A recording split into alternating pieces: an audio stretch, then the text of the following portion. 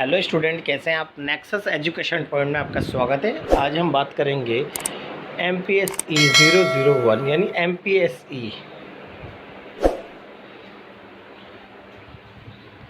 Hello student, कैसे हैं आप। नेक्सस एजुकेशन पॉइंट में आपका स्वागत है। आज हम बात करेंगे MPS 001 राजनीतिक सिद्धांत इग्नू यूनिवर्सिटी। टॉपिक है कट्टरवाद। तो बच्चे, कट्टरवाद का टॉपिक आपके एग्जाम में बहुत ज़रूर इंपॉर्टेंट है। चलिए बात करते हैं कट्टरवाद किसे कहते हैं। प्रत्येक राज्य में लोग किसी रूप से धर्म में विश्वास रखते हैं। परंपरागत रूप से धर्म राष्ट्र की पहचान का प्रमुख अंग है और समाज के विभिन्न वर्ग अलग अलग धर्मों में आस्था रखते हैं। तो बच्चों, राज्य में आपको पता है कि बहुत सारे लोग यानी विभिन्न धर्मों के लोग निवास करते हैं और प्रत्येक धर्म के लोग अलग अलग धर्मों के नियमों को मानते हैं और अपने अपने धर्म के नियमों के द्वारा ही अपना जीवन का आचरण करते हैं। और हमारे देश की प्रत्येक देश की जो पहचान होती है वो वहाँ के धर्मों की धर्म जो होता है वो वहाँ का एक अंग होता है और धर्म ही राष्ट्र की पहचान होती है। और समाज के विभिन्न वर्ग अलग अलग धर्मों में आस्था भी रखते हैं। जैसे भारत में हिंदू, मुसलमान, सिख, ईसाई, श्रीलंका में श्रीलंका में सिंहली, तमिल, ईसाई आदि अनेक धर्मों को मानने वाले लोग रहते हैं। कट्टरवाद की अवधारणा मूल विश्वासों में आस्था रखना अर्थात किसी भी धर्म के निश्चित नियमों को मानना व उनका पालन करना कट्टरवाद की अवधारणा की संज्ञा दी। समाजवाद इस प्रकार फांसीवाद, नाजीवाद, साम्यवाद आदि को भी कट्टरवाद कहा जा सकता है। फलस्वरूप कट्टरवाद किसी धार्मिक पक्ष को ही नहीं बल्कि गैर धार्मिक व वैचारिक पक्ष को भी कह सकते हैं।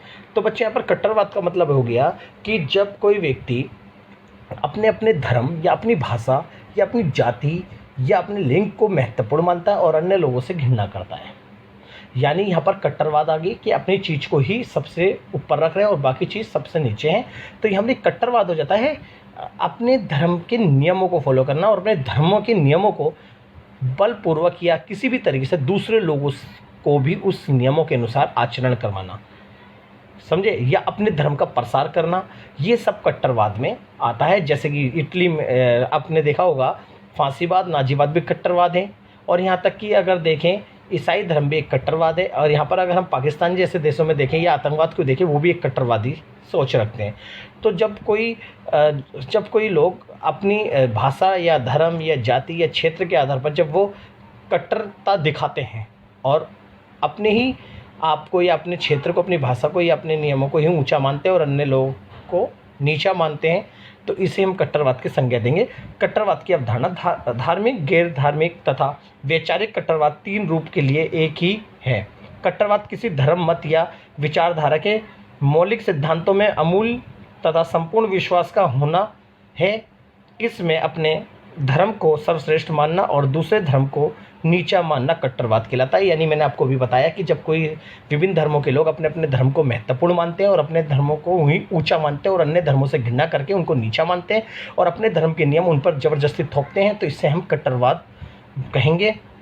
वे कट्टरवाद की अवधारणा देश में अशांति का माहौल उत्पन्न करती है और कट्टरवाद राष्ट्र की प्रगति में बाधा उत्पन्न करते हैं। कट्टरवाद की अवधारणा को निम्नलिखित बिंदुओं की सहायता से स्पष्ट कर सकते हैं। पहला है किसी मत या नियमों को जटिल निष्ठा से पालन करना। यानी आप किसी देश में रह रहे हो और जो वहाँ की बहुसंख्यक जाति या धर्म है वो अन्य धर्मों यानी जाति के लोगों पर अपनी जो नियम है उसे बलपूर्वक उस पर थोपते हैं।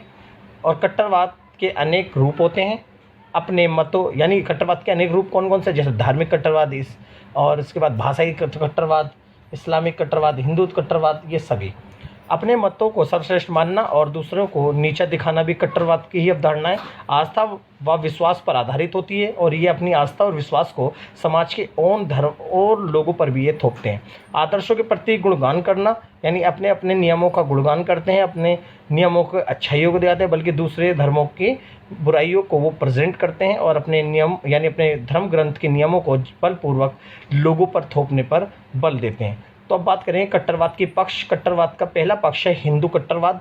आप जानते हो हिंदू धर्म काफ़ी विस्तृत धर्म है। इस धर्म में अनेक प्रकार के ईश्वर और देवी देवताओं को माना जाता है। इनका अपना एक पवित्र धर्म ग्रंथ होता है और ये अपने धर्मों के ग्रंथों के अनुसार ही अपना जीवन यापन करते हैं और यहाँ तक कि और लोगों को भी अपने धर्मों के नियमों को मानने पर बल देते हैं। और ये एक तरह से जो है बड़ी जटिल, यानी इनके नियम और जटिलता निष्ठा से पालन करते हैं अपने नियमों का, और अपने धर्मों को ऊंचा मान के दूसरे धर्मों से वो घृणा करते हैं, इसलिए इसको हम कहा गया है हिंदू कट्टरवाद। दूसरा है हमारा इस्लामिक कट्टरवाद। अधिकांश इस्लामिक कट्टरवाद काफ़ी सहनशील होते हैं। इस्लामिक कट्टरवाद धर्म अपने अनुरूप जीवन शैली या लोगों के कार्य करवाना चाहते हैं। इस्लामिक धर्म में अपने कुछ नियम होते हैं, इसके अतिरिक्त उनके अपने धर्म ग्रंथ यानी कुरान होते हैं और अपना धर्म गुरु होते हैं इनके, और ये समाज को अपने धर्म के नियमों के अनुसार चलाने की बात करते हैं, इसे ही हम इस्लामिक कट्टरवाद कहते हैं। इसके बाद है ईसाई कट्टरवाद। ईसाई कट्टरवाद इस्लाम की तरह एक ईश्वर में विश्वास रखते हैं और ये समाज को ईसाई धर्म के नियमों के अनुसार चलाने का समर्थन करते हैं। उन्होंने अपने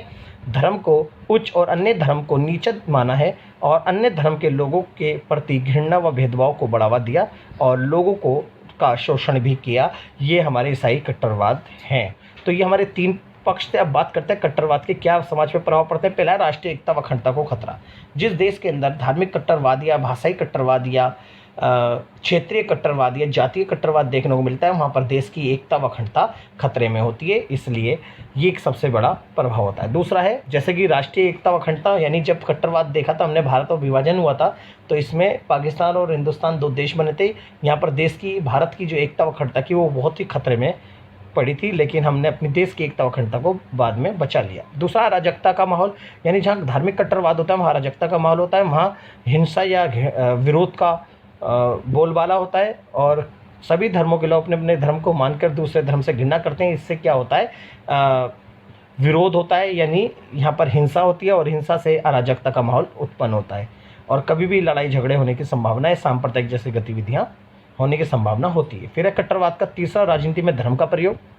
जी, कट्टरवाद को बढ़ावा देने में राजनीति में धर्म का प्रयोग होने से सभी धर्मों के लोग अपने अपने धर्म को ही वोट देना पसंद करते हैं, जिससे धार्मिक असमानता को बढ़ावा मिलता है और धर्म में राजनीति आने के बाद वो राजनीति करप्ट हो जाती है। यानी राजनीति में धर्म का प्रयोग होने से समाज में हिंसा व अराजकता को भी बढ़ावा मिलता है। चौथा है विकास की धीमी गति। जहाँ कट्टरवाद होता है उसका सबसे बड़ा प्रभाव ये पड़ा है कि वहाँ उस देश में विकास की धीमी गति होती है, जैसे कि पाकिस्तान में धार्मिक कट्टरवाद इस्लामिक कट्टरवाद है, इसलिए पाकिस्तान का जो विकास है वो बड़ा बाधित है। इसी कारण ये पाकिस्तान का जो है एक सबसे बड़ा उदाहरण है, इसलिए कट्टरवाद का सबसे बड़ा प्रभाव विकास की धीमी गति होती है। तो बच्चों, ये कट्टरवाद का टॉपिक था, इससे मोस्ट वेरी इंपॉर्टेंट है, आपके एग्जाम में 100% आने की संभावना है, तो इस टॉपिक को बहुत अच्छे से कर लीजिएगा।